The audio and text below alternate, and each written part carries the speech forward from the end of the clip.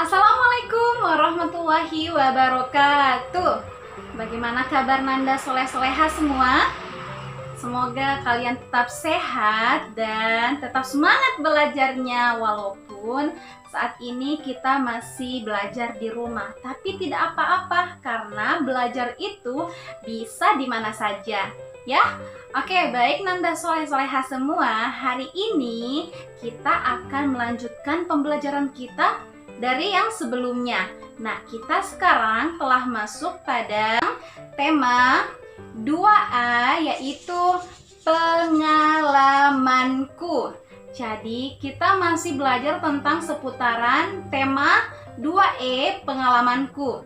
Jadi, hari ini kita telah masuk pada pembelajaran 2.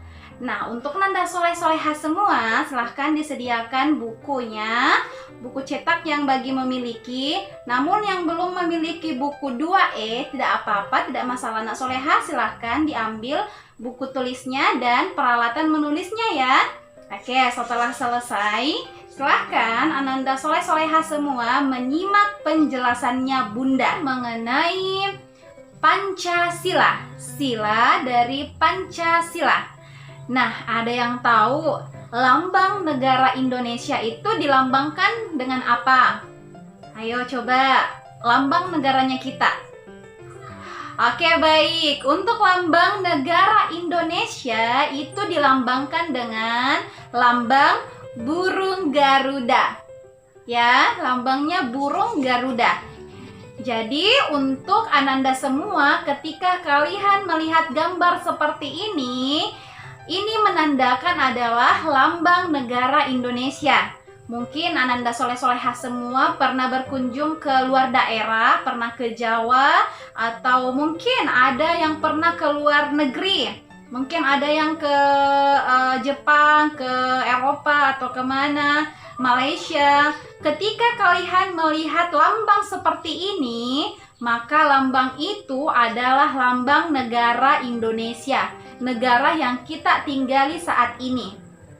Paham ya? Jadi lambang negara Indonesia itu dilambangkan dengan burung Garuda, yang di tengahnya itu memiliki simbol-simbol. Ya, coba diperhatikan gambar burung Garudanya. Bagian tengahnya itu memiliki simbol-simbol. Nah, simbol ini yang ada di tengahnya itu berjumlah 5. Ya, berjumlah 5. Inilah yang dinamakan simbol sila Pancasila. Nah, paham ya? Jadi Bunda ulang, di tengah dari gambar burung Garudanya itu memiliki 5 simbol. Simbol atau gambar ya, simbol atau gambar. Nah, dari simbol inilah yang dinamakan ada 5 sila Pancasila. Nah, coba kita perhatikan. Yang pertama yaitu kita perhatikan bagian tengahnya, yang bagian di tengah, simbol yang di tengah. Simbol yang di tengah itu menggambarkan adalah gambar bintang. Nah, ada yang ingat, simbol bintang itu menandakan apa? Ayo angkat tangan. Simbol bintang itu maknanya adalah ketuhanan yang Maha Esa. Paham? Jadi gambar bintang atau simbol bintang artinya ketuhanan yang Maha Esa. Paham ya? Nah, simbol yang kedua adalah rantai. Nah, rantai maknanya adalah kemanusiaan yang adil dan beradab. Bunda ulang, untuk rantai yaitu kemanusiaan yang adil dan beradab. Paham ya? Itu untuk simbol untuk rantai. Nah, selanjutnya simbol yang ketiga. Ada yang ingat simbol yang ketiga? Oke, baik. Untuk simbol yang ketiga yaitu pohon beringin. Oke, untuk pohon beringin, ada yang ingat apa bunyi sila Pancasila yang ketiga? Oke, untuk sila ketiga yaitu Persatuan Indonesia. Ingat ya, Persatuan Indonesia. Untuk simbol yang ketiga yaitu pohon beringin. Paham ya? Nah, kita lanjut ke simbol keempat, yaitu kepala banteng. Oke, ada kepala banteng. Kepala banteng itu menandakan sila keempat. Sila keempat ada yang masih ingat bunyinya? Oke, ayo. Sila keempat apa? Oke, sila keempat adalah kerakyatan yang dipimpin oleh hikmat dan kebijaksanaan dalam permusyawaratan perwakilan. Panjang ya? Oke, enggak apa-apa. Pasti kalian bisa karena ini rutin kita bacakan ketika hari Senin. Pasti semuanya sudah tahu dan ini juga sudah kita pelajari di semester sebelumnya. Bahkan di kelas 1 juga ya. Baik, untuk simbol yang keempat yaitu kepala banteng, maknanya adalah kerakyatan yang dipimpin oleh hikmat kebijaksanaan dalam permusyawaratan perwakilan. Oke, Bunda ulang ya. Kerakyatan yang dipimpin oleh hikmat kebijaksanaan dalam permusyawaratan perwakilan. Paham ya? Itu untuk simbol sila keempat yang ditandai dengan simbol kepala banteng. Oke, baik. Nah, selanjutnya yaitu yang kelima. Kita masuk sila yang kelima. Simbol dari sila kelima adalah apalagi yang simbol kelima? Yaitu padi dan kapas. Padi dan kapas ini menandakan sila kelima. Apa bunyi sila kelima?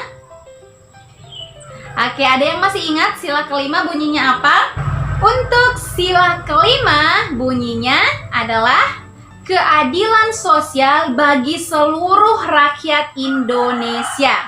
Bunda ulang, keadilan sosial bagi seluruh rakyat Indonesia. Paham ya? Simbol dari sila kelima adalah simbolnya padi dan kapas. Masya Allah, luar biasa. Itu ya, sudah paham ya? Oke, baik. Itu dia sila dan simbol dari Pancasila. Nah, selanjutnya untuk sila Pancasila ini kita akan belajar tentang pengamalannya. Tentang pengamalan, bukan pengalaman ya. Beda pengalaman, beda pengamalan. Kalau pengalaman itu sesuatu hal yang telah kita jalani, itu pengalaman. Contoh pengalaman itu seperti ketika kalian di rumah, ketika kalian libur sekolah ya, berada di rumah. Pengalaman kalian selama libur apa? Itu pengalaman. Itu ya pengalaman. Tapi kalau pengamalan itu adalah penerapannya.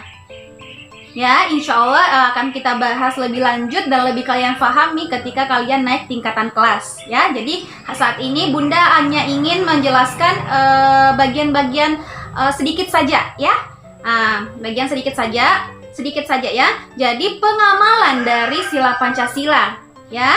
Pertama, kita bahas tentang pengamalan sila yang pertama yaitu ketuhanan yang Maha Esa. Dalam sila 1, pengamalannya atau penerapannya adalah melaksanakan sholat 5 waktu, mengaji, murojaah, puasa, membantu orang lain, ya kan? Apalagi bersedekah, terutama ya, bersedekah. Jangan pelit-pelit untuk bersedekah, ya, bersedekah. Apalagi melaksanakan segala perintah Allah Subhanahu wa Ta'ala. Itu dia untuk poin yang pertama, yaitu pengamalan sila yang pertama, ketuhanan yang Maha Esa.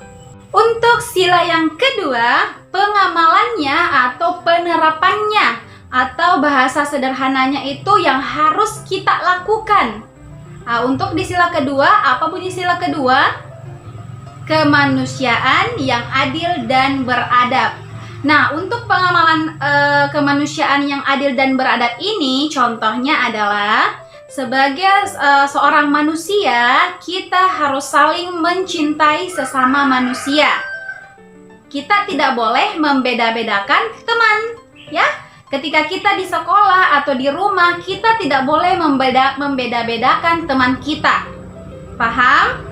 Nah, seperti apa itu nak membeda-bedakan? Contoh ya, ini hanya contoh saja. Ada teman kita yang memiliki kulit yang berwarna agak gelap, ya, agak gelap, dan kita merasa bahwa kulit kita itu tidak gelap. Kita sudah membedakan, itu tidak sama saya. Dia itu berbeda dari saya. Nah, ini dia perbuatan yang keliru atau perbuatan yang kurang tepat atau kurang bagus. Teman, yang kedua adalah kita harus saling membantu teman. Paham? Harus saling membantu teman. Nah, jadi ketika ada teman kita yang tidak memiliki pensil atau pensilnya sedang hilang. Nah, biasa kan kalau di sekolah biasa pensilnya hilang, nggak tahu kemana, tiba-tiba sudah mau menulis. Kita sebagai manusia yang memiliki rasa peduli, kita harus, kalau kita memiliki 2 pensil, harus meminjamkan teman kita pensilnya 1. Itu untuk pengamalan simbol kedua atau sila yang kedua, kemanusiaan yang adil dan beradab. Paham? Oke, satu lagi untuk pengamalan sila yang ketiga. Oke, untuk pengamalan sila yang ketiga yaitu kita sebagai warga negara Indonesia harus mencintai tanah air kita. Tanah air maksudnya negara kita, ya. Kita harus mencintai negara ini dengan cara apa? Dengan cara kita harus selalu melestarikan apapun produk-produk yang ada di negara kita. Ya. Contoh makanan-makanan tradisional kita harus menikmati itu, nak. Harus tahu lagu kebangsaan Indonesia, itu juga salah satu cintanya. Harus rajin belajar, itu juga salah satu cinta kepada tanah air. Itu ya. Jadi sudah ada 3 nih. Sudah ada 3 pengawalan sila Pancasila. Yang pertama tadi tentang ketuhanan yang Maha Esa. Pengamalannya adalah melaksanakan sholat 5 waktu, mengaji, dan murojaah, segala macam tentang beribadah, ya, tentang ibadah, itu tentang ketuhanan yang Maha Esa. Yang kedua adalah kemanusiaan yang adil dan beradab. Kemanusiaan yang adil dan beradab, pengamalannya adalah kita tidak boleh pilih-pilih teman, harus berteman dengan siapa saja, ya, berteman dengan siapa saja dan harus peduli dengan siapa saja. Itu yang kedua. Nah, yang ketiga, apa yang ketiga? Persatuan Indonesia. Persatuan Indonesia. Jadi Persatuan Indonesia ini maknanya adalah kita harus rajin belajar agar kita bisa membanggakan Indonesia di luar sana. Kita harus mencintai produk atau makanan-makanan yang ada di Indonesia. Kita harus tahu lagu kebangsaan Indonesia. Itu dia. Paham ya? Jadi hari ini cukup 3 saja, nak, yang Bunda berikan untuk pengamalannya. Selebihnya nanti Bunda akan sampaikan di next video. Jadi untuk hari ini kita bahas tentang 3 pengamalan sila dari Pancasila. 3 ya. Paham ya? Jadi ingat tadi, nak, apa yang Bunda sampaikan. Semoga kalian paham dan mengerti apa yang Bunda sampaikan.